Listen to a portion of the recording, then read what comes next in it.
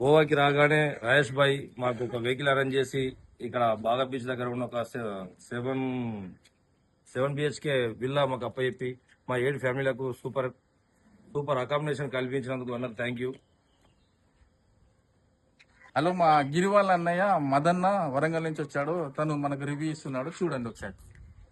మన తెలంగాణ ప్రజలకు తెలియనివనగా మనకు రాజేష్ అన్న అనేది కిలో వరంగల్ అన్నయ్య. రాజేష్ అన్న ఎప్పటికీ మనకు అందుబాటులో ఉంటాడు.